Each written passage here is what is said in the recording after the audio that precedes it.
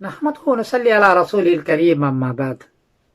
हजरत मौलाना रमजान साहब पोखरन के हैं, राजस्थान के मेरे दोस्त हैं। उन्होंने पूछा है कि ईद उल फितर में चांद की सूरत हाल क्या है।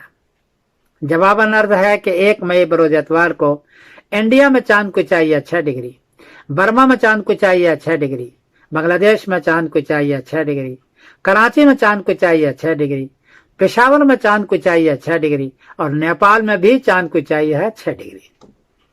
चांद 9 डिग्री में मुश्किल से नजर आता है।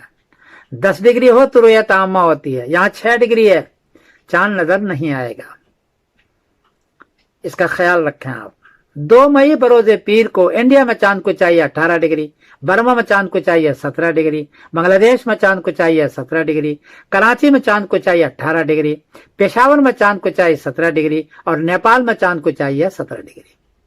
2 मई बरोजे पीर को 10 डिग्री से चांद ऊंचा है हर जगह, इसलिए चांद नजर आएगा, वाजा नजर आएगा और सबको नजर आएगा।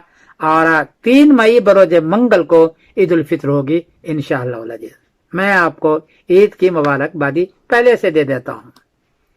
ईद का दिन बहुत अहम है, रोजा रखा है, तरावी पढ़ी है, सदकात और ज़कात दिए हैं, तो इस दिन का नाम है यौमुल जायजा। आसमान में हदीस के अंदर है, तबरानी का हदीस है, बाबू फीमा आदल्लाहु लिल मोमिनीन यौमुल फित्र मिनल करामा। हदीस का नंबर है 618।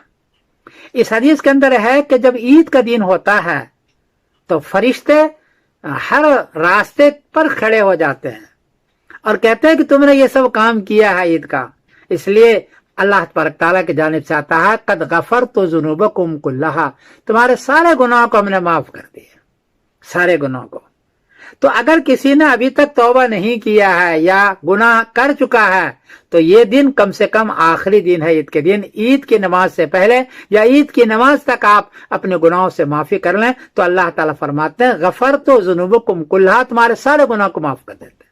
और इसका नाम है यौमुल जायजा, बदले का दिन। इसलिए इस दिन में भी बड़े खुशू खुजू के साथ जाएं, ईद की नमाज पढ़ें, लेकिन एक बात ख्याल रखें, हंगामा न करें।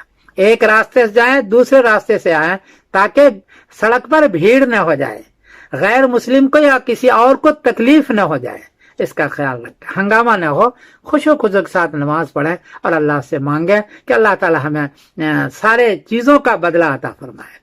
मैं समीरुद्दीन कासमी बोल रहा हूँ, मैनचेस्टर इंग्लैंड से। अस्सलामु अलैकुम व रहमतुल्लाहि व बरकातुहू।